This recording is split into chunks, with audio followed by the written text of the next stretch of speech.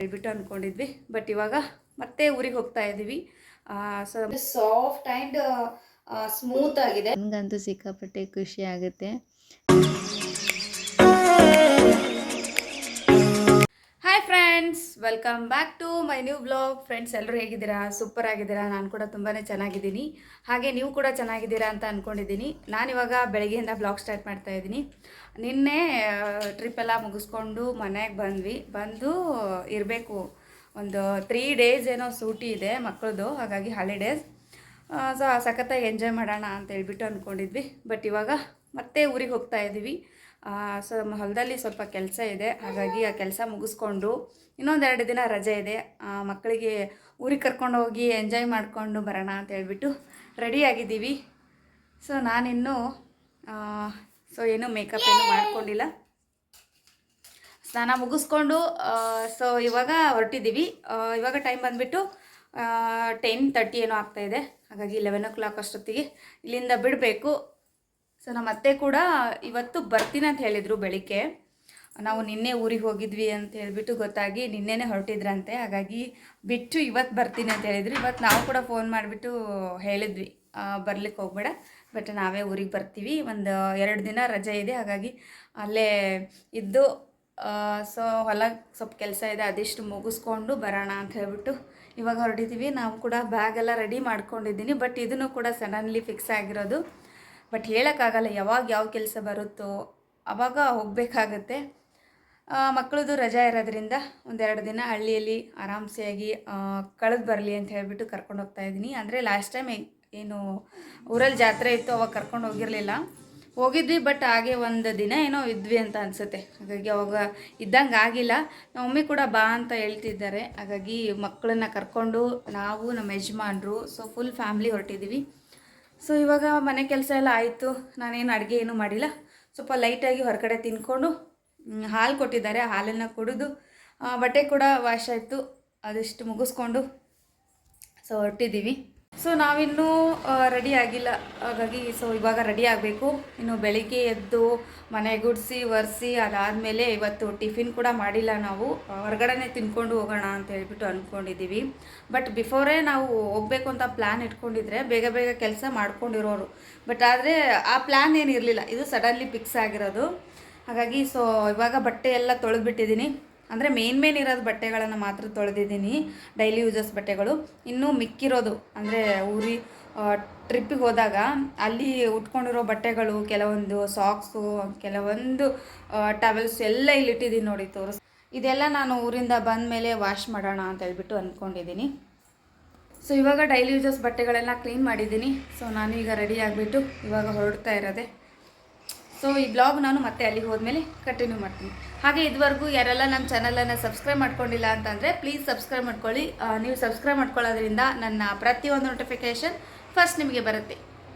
Let's go. ನಾನೀಗ ಹೋಗಿ ಬೇಗ ಬೇಗ ರೆಡಿ ಆಗ್ತೀನಿ, ಯಾಕಂದರೆ ಒಂದು 10 ನಿಮಿಷದಲ್ಲಿ ಇವ್ರು ಬಂದರು ಅಂದರೆ ಫುಲ್ ಏನು ರೆಡಿ ಆಗಿಲ್ಲ ಅಂತ ಹೇಳ್ಬಿಟ್ಟು ಬೈತಿರ್ತಾರೆ. ಸೊ ಹಾಗಾಗಿ ಇವಾಗ ಡ್ರೆಸ್ ಹಾಕ್ಕೊಂಡಿದ್ದೀನಿ ಗೈಸ್. ಫ್ರೆಂಡ್ಸ್, ಇವತ್ತು ನಾನು ಈ ಡ್ರೆಸ್ಸನ್ನು ವೇರ್ ಮಾಡಿದ್ದೀನಿ. ಹೇಗೆ ಕಾಣಿಸ್ತಾ ಇದೆ? ಸೊ ಈ ಟಾಪ್ ಬಂದುಬಿಟ್ಟು ನಾನು ಈಸಿ ಬೈಯಲ್ಲಿ ಶಾಪ್ ಮಾಡಿರೋದು. ಸೊ ಇದರ ಕ್ವಾಲಿಟಿ ಬಂದುಬಿಟ್ಟು ತುಂಬ ಚೆನ್ನಾಗಿದೆ ಆ್ಯಂಡ್ ಸಾಫ್ಟ್ ಆ್ಯಂಡ್ ಸ್ಮೂತ್ ಆಗಿದೆ. ಇನ್ನು ಡಿಸೈನ್ ನೋಡಿ ಎಷ್ಟು ಚೆನ್ನಾಗಿದೆ, ಲೈಟ್ ವೇಟ್ ಆಗಿ ಆ್ಯಂಡ್ ಗ್ರೀನ್ ಕಾಂಬಿನೇಷನಲ್ಲಿದೆ. ಬಟ್ ನನಗೆ ತುಂಬ ತುಂಬ ಇಷ್ಟ ಆಯಿತು, ಹಾಗಾಗಿ ಸೊ ಇದನ್ನು ತೊಗೊಂಡಿದ್ದೀನಿ. ಬಟ್ ಇದರ ಸ್ಲೀವ್ ಬಂದುಬಿಟ್ಟು ಈ ಥರ ಹಾಫ್ ಇದೆ ಆ್ಯಂಡ್ ನೆಕ್ ನೋಡಿ ಎಷ್ಟು ಚೆನ್ನಾಗಿದೆ ಅಂತ. ರೌಂಡ್ ನೆಕ್ ಇದೆ ಆ್ಯಂಡ್ ಇಲ್ಲಿ ನಮಗೆ ಈ ಥರ ಕಟ್ಟೋದಕ್ಕೆ ಒಂದು ಫ್ರೆಂಡ್ಸ್, ಇದಕ್ಕೆ ಒಂದು ಕಸಿ ಕೊಟ್ಟಿದ್ದಾರೆ. ಕೆಲವರು ದಪ್ಪ ತಲೆ ಇರುತ್ತಲ್ವ, ಹಾಗಾಗಿ ಹಾಕೊಳ್ಳೋದಕ್ಕೆ ಸ್ವಲ್ಪ ಕಷ್ಟ ಆಗುತ್ತೆ. ಈ ಥರ ಮಿಡಲಲ್ಲಿ ಒಂದು ಹುಕ್ಸ್ ಕೊಟ್ಟಿರ್ತಿದ್ರು, ಈ ಥರ ಕಸಿ ಕೊಟ್ಟಿದ್ದಾರೆ. ಈಸಿಯಾಗಿ ಇದನ್ನು ಈ ಥರ ಹಾಕ್ಕೊಳ್ಬೋದು. ಕಂಫರ್ಟಬಲ್ ಆಗಿದೆ ಆ್ಯಂಡ್ ಈ ಕಡೆ ಬಂದುಬಿಟ್ಟು ಕಟ್ಟಿದೆ ಆ್ಯಂಡ್ ಲೆಂತ್ ಕೂಡ ಅಷ್ಟೇ ಚೆನ್ನಾಗಿದೆ. ಇದರಲ್ಲಿ ಎಮ್ ಆಮೇಲೆ XL ಎಲ್ಲ ಥರ ಸೈಜಲ್ಲಿತ್ತು, ಹಾಗಾಗಿ ಇದನ್ನು ತಗೊಂಡಿದ್ದೀನಿ.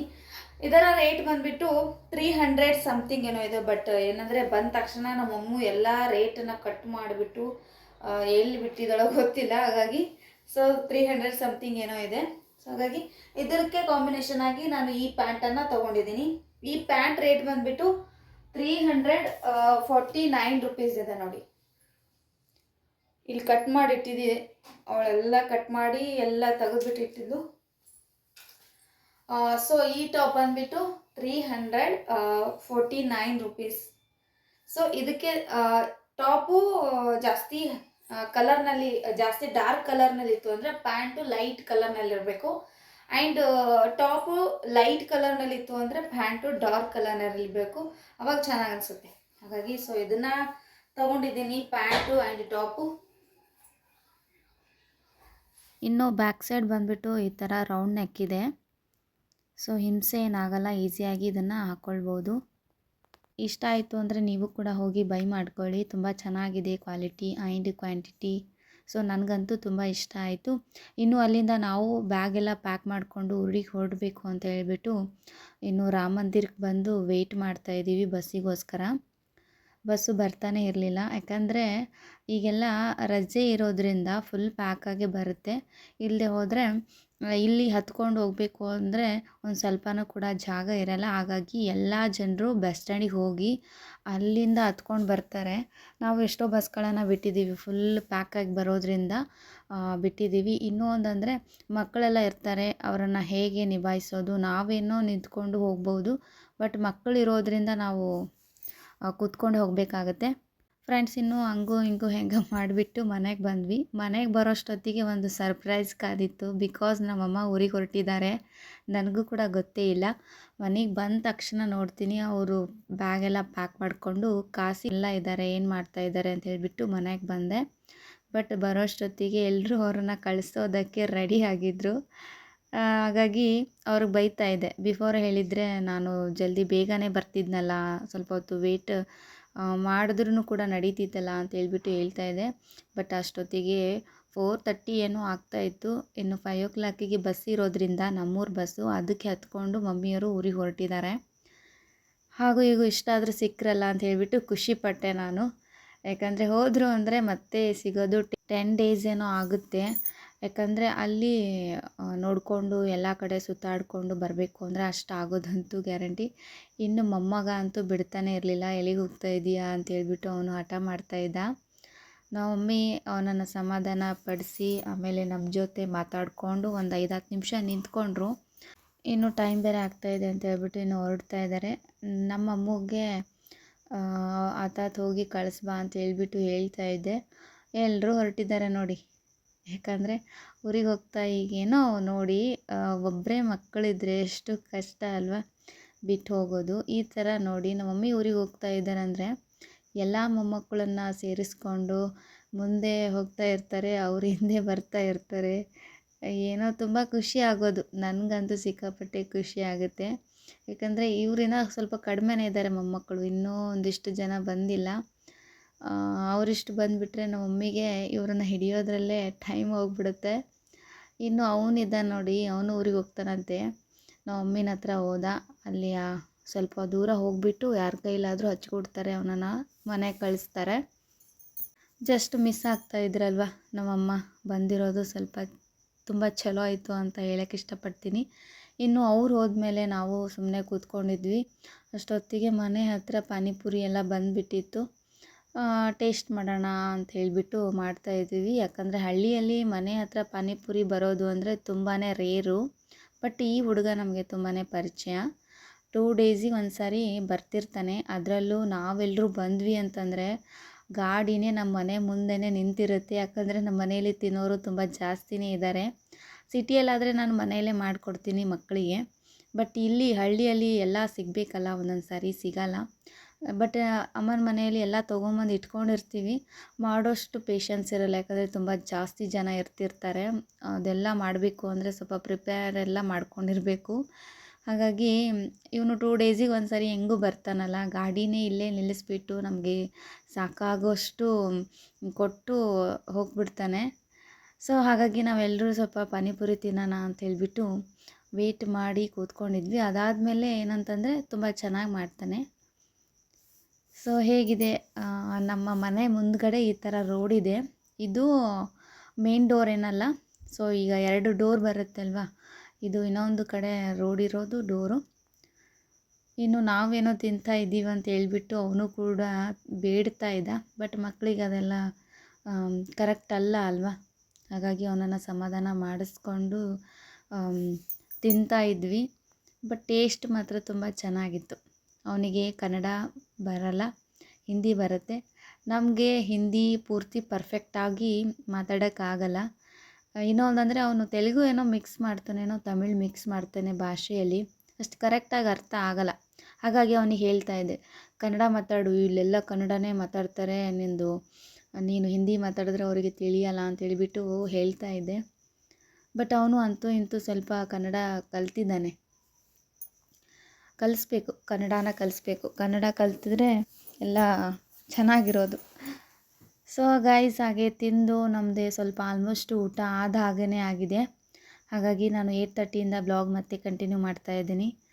ನಮ್ಮ ತಂಗಿ ಚಿತ್ರಾನ್ನ ಫೇವ್ರೆಟ್ ಫುಡ್ಡು ಅವಳಿಗೆ, ಹಾಗಾಗಿ ತಿಂತಾಯಿದ್ಲು.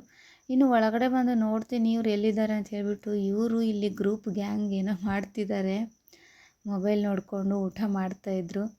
ಹಾಗಾಗಿ ನೋಡ್ತಾ ಇದ್ದೆ ಹೊರಗಡೆ ಹೋಗಿದ್ದಾರಾ ಏನು, ಮೇಲ್ಗಡೆ ಹೋಗಿದ್ದಾರಾ ಅಂತ ಹೇಳ್ಬಿಟ್ಟು ಮಾಡ್ತಾ ಇದ್ದಾರೆ ಅಂತ ಹೇಳ್ಬಿಟ್ಟು ಕೂತ್ಕೊಳ್ಳಲ್ಲ. ಬಟ್ ಅವ್ರ ಹಿಂದನೇ ಇರ್ತೀನಿ, ಏನು ಮಾಡ್ತಾ ಇದ್ದಾರೆ ಅಂತ ಹೇಳ್ಬಿಟ್ಟು ನೋಡಿಬಿಟ್ಟು ಮತ್ತೆ ರಿಟರ್ನ್ ಆಗ್ತೀನಿ. ಹಾಗಾಗಿ ಊಟ ಮಾಡ್ತಾಯಿದ್ರು ಅವರು ಕೂಡ, ಎಲ್ಲರೂ ಸೇರಿ ಒಟ್ಟಿಗೆ. ಸೊ ಈ ಥರ ಹಳ್ಳಿಯಲ್ಲಿ ಬಂದರೆ ಅವ್ರಿಗೇನೋ ಒಂದು ತುಂಬ ಖುಷಿ, ಎಲ್ಲರೂ ಸಿಗ್ತಾರಲ್ಲ ಅಂತ ಹೇಳ್ಬಿಟ್ಟು. ಇದು ನೋಡಿ, ಅದು ಆಟೋಮೆಟಿಕ್ ತಂತಾನೆ ಲೈಟ್ ಮನೆ. ಆ್ಯಂಡ್ ಇದು ನೈಟ್ ಡೇ ನಮ್ಮ ಮನೇಲಿ ಈ ಥರ ಇರುತ್ತೆ ನೋಡಿ. ಫುಲ್ ಚಳಿ, ಸಿಕ್ಕಾಪಟ್ಟೆ ಓಪನ್ ಪ್ಲೇಸ್ ಇದೆ ನಮ್ಮ ಮನೆಯದು, ಹಾಗಾಗಿ ಇಲ್ಲಿ ಸಿಕ್ಕಾಪಟ್ಟೆ ಚಳಿ ಬರುತ್ತೆ. ಇನ್ನು ಊಟ ಮಾಡ್ತಾಯಿದ್ದೀನಿ ನಾನು ಕೂಡ. ಬನ್ನಿ ಊಟ ಮಾಡೋಣ. ನಮ್ಮ ಮಮ್ಮಿ ಊರಿಗೆ ಹೊಂಟಿದ್ರು ಟ್ರಿಪ್ಪಿಗೆ. ಎಷ್ಟು ದಿನ ಅಂತಂದರೆ ಒಂದು 10 days ಏನೋ ಟ್ರಿಪ್ಪಿಗೆ ಹೊಂಟಿದ್ರು. ಹಾಗಾಗಿ ಫಟಾಫಟ ಅಂತ ಹೇಳ್ಬಿಟ್ಟು ನಮ್ಮ ಮನೆಗೆ ಬಂದೆ. ನಮ್ಮ ಮನೆಗೆ ಹೋದವಳೆ ನಮ್ಮ ಅಮ್ಮನ ಮನೆಗೆ ಬಂದೆ. ಬಟ್ ಯಾಕಂದರೆ ನಮ್ಮಮ್ಮ ಮತ್ತೆ ಸಿಗಲ್ವಲ್ಲ, ಮತ್ತೆ 10 days ಆಗುತ್ತೆ ಅವಳನ್ನು ಮೀಟ್ ಆಗೋದಕ್ಕೆ ಅಂತ ಹೇಳ್ಬಿಟ್ಟು ಎಲ್ಲ ಕೆಲಸ ಅಲ್ಲೇ ಇಟ್ಬಿಟ್ಟು ಈ ಕಡೆ ಬಂದಿದ್ದೀನಿ. ಸೊ ಹಾಗಾಗಿ ನಮ್ಮಮ್ಮ ಕಳಿಸ್ದೆ, ಊರಿಗೆ ಹೋದರು ಟ್ರಿಪ್ಪಿಗೆ.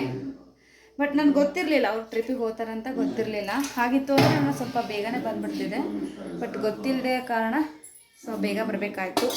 ಮನೆಗೆ ಹೋಗಿ ಭೇಟಿಯಾಗಿ ಈ ಕಡೆ ಬಂದಿದ್ದೀನಿ. ಸೊ ಬಂದಮೇಲೆ ಇಲ್ಲಿ ಇವತ್ತೊಂದು ಇದ್ಬಿಟ್ಟು ನಾಳೆ ನಮ್ಮ ಮನೆಗೆ ಹೋಗೋಣ ಅಂತ ಹೇಳ್ಬಿಟ್ಟು ಅಂದ್ಕೊಂಡಿದ್ದೀನಿ. ಸೊ ನೀರು ಯಾರಿಗೆ ಬೇಕು ತಗೋರಿ. ಚಿನ್ನು ಅದೇ ನೀರು ಕೊಟ್ಬೋ.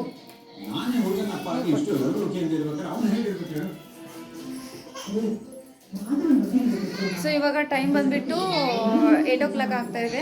ಹಾಗಾಗಿ ಮಕ್ಕಳು ಕೂಡ ಊಟ ಮಾಡ್ತಾ ಇದ್ದಾರೆ. ಚಿತ್ರಾನ್ನ ಮಾಡಿದ್ದಾರೆ ಇವತ್ತು, ದಪ್ಪಟ್ಟು ರೊಟ್ಟಿ ಆ್ಯಂಡ್ ಚೌಳಿಕಾಯಿ ಪಲ್ಯ, ಖಾರ ಅಲ್ಲ ಪುಂಡಿ ಪಲ್ಯ.